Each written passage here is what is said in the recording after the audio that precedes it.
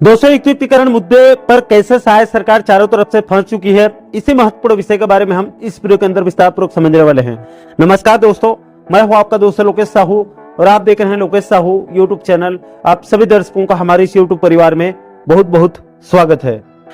दोस्तों, जैसे कि आप सभी साथियों को पता होगा कि इस समय सहायक सरकार प्रदेश के कम दर्जे संख्या वाले स्कूलों और अतिशय शिक्षकों का युक्तिकरण प्रक्रिया को अंजाम दे रही है।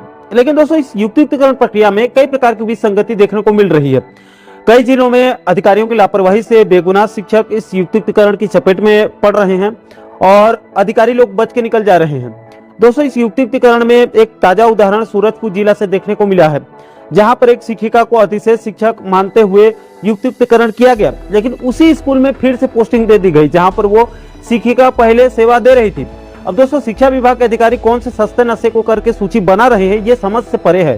क्योंकि अगर होशो हवास में सूची बनाई जाती तो इतना कॉमन सेंस सभी का होता कि अतिशय शिक्षक की उसी स्कूल में कैसे फिर से पोस्टिंग दिया जा सकता है जहां से उसको अतिशय घोषित करके युक्तिकरण किया गया है। अगर ये आदेश पब्लिक होगी और मीडिया में आएगी तो पूरे विभाग की किरकिरी होगी, ये सभी को पता होता है। लेकिन शिक्षा विभाग के अधिकारियों को इसकी कोई चिंता नहीं है और अपने अपने हिसाब से अंधाधुंध सूची बनाकर युक्तिकरण को अंजाम दे रहे हैं। इसी युक्तिकरण के तनाव को लेकर कई जिलों में शिक्षकों के ऊपर मानसिक दबाव भी बनना शुरू हो चुका है। कई शिक्षकों की तबियत खराब होने की खबरें भी अब धीरे धीरे सामने आ रही है। दोस्तों, दोषपूर्ण युक्तिकरण के ये तो एक दो नमूना मैंने आप लोगों को बताया, ऐसे कई कांड अलग अलग जिलों से देखने के लिए मिल रहे हैं। कई अखबारों से, कई खबरों से जो है वो पूरा प्रिंट मीडिया भरा पड़ा है।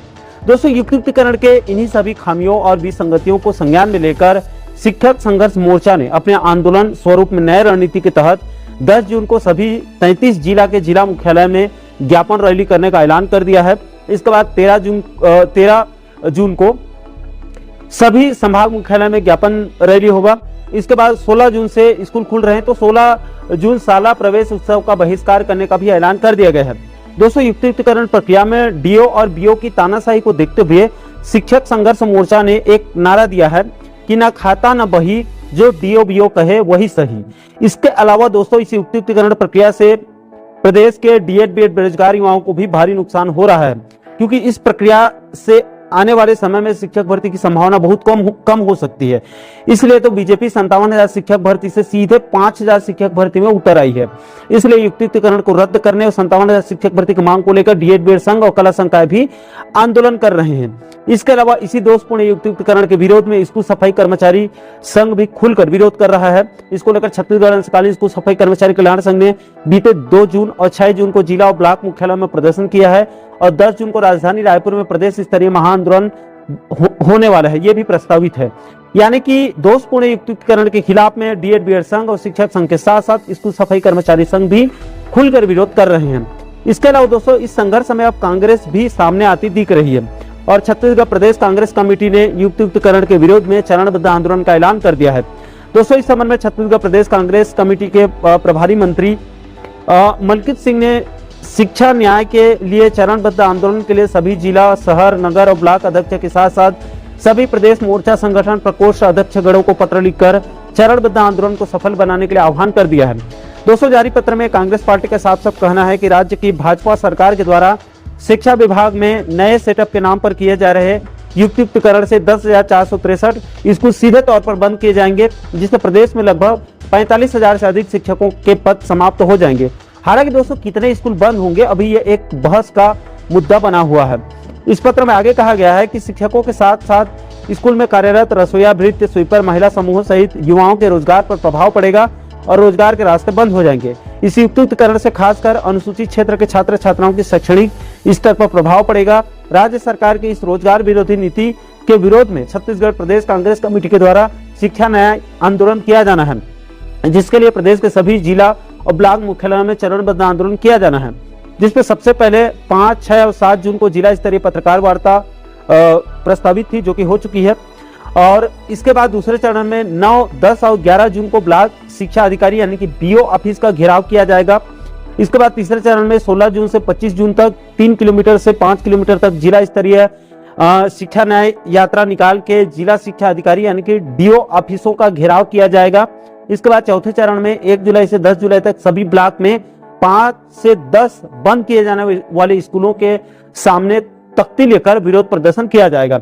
इसके लिए सभी ब्लॉक और जिला और प्रदेश स्तर के सभी कांग्रेस पार्टी के नेताओं को शामिल होने के लिए आह्वान किया गया है और इस पर अपनी अपनी रणनीति को छत्तीसगढ़ प्रदेश कांग्रेस कमेटी के साथ साझा करने की अपील भी किया गया है। तो दोस्तों, दोषपूर्ण युक्तिकरण के मुद्दे पर अब शायद सरकार चारों तरफ से घिर चुकी है और युक्तिकरण मुद्दा शायद सरकार की गले की फांस बन चुकी है। जिस प्रकार से विरोध प्रदर्शन हो रहे हैं उससे एक बात तो स्पष्ट हो चुकी है कि अगर शायद सरकार इस दोषपूर्ण युक्तिकरण को समय रहते रद्द नहीं करती है और सेटअप 2008 का पालन नहीं करती है तो यह मुद्दा आने वाले विधानसभा चुनाव में बीजेपी के लिए बहुत मुश्किलें पैदा कर सकती है। और अगर मामला बहुत ज्यादा बिगड़ गया, अगर सरकार के हाथ से निकल गया, तो आगामी चुनाव में शायद सरकार का सुपड़ा साफ भी हो सकता है। इसलिए युक्तिकरण मुद्दे पर अभी भी समय है। शायद सरकार को एक बार पुनर्विचार करके सभी संगठनों से चर्चा करके सेटअप 2008 के आधार पर युक्तिकरण करने पर विचार करना चाहिए। इससे सभी शिक्षकों, डीएड बेरोजगारों और रसोइया से लेकर सफाई कर्मियों सभी का भला हो सकता है और शिक्षा की गुणवत्ता भी सुधर सकती है और युक्तिकरण प्रक्रिया शांतिपूर्वक सफल हो सकता है। अन्यथा जिस प्रकार से विरोध के स्वर उठ रहे हैं उससे एक बात तय है कि यह विरोध प्रदर्शन शायद सरकार के भविष्य के लिए ठीक नहीं है। बाकी दोस्तों, इस गंभीर मुद्दे को लेकर आप लोगों की क्या राय है? क्या शायद सरकार ने बिल्कुल सही निर्णय लिया है या फिर युक्तिकरण में संशोधन करने की जरूरत है और सेटअप 2008 का पालन करने की सख्त जरूरत है? इस पूरे मुद्दे को लेकर आप लोगों की क्या राय है? नीचे आप लोग कमेंट बॉक्स में अपनी अपनी प्रतिक्रिया आप लोग जरूर साझा कीजिएगा। और दोस्तों, आप आगे भी प्रदेश के इसी प्रकार का और भी अन्य जरूरी महत्वपूर्ण मुद्दों पर आप आगे वीडियो देखना चाहते हैं तो आप हमारे चैनल को जरूर सब्सक्राइब कर लीजिएगा ताकि आने वाले सभी नए वीडियो का नोटिफिकेशन आप लोगों तक तुरंत पहुंच सके। दोस्तों, इस वीडियो में फिलहाल अभी के लिए इतना ही। इस वीडियो को अंत तक देखने के लिए आप सभी दर्शकों का बहुत बहुत धन्यवाद।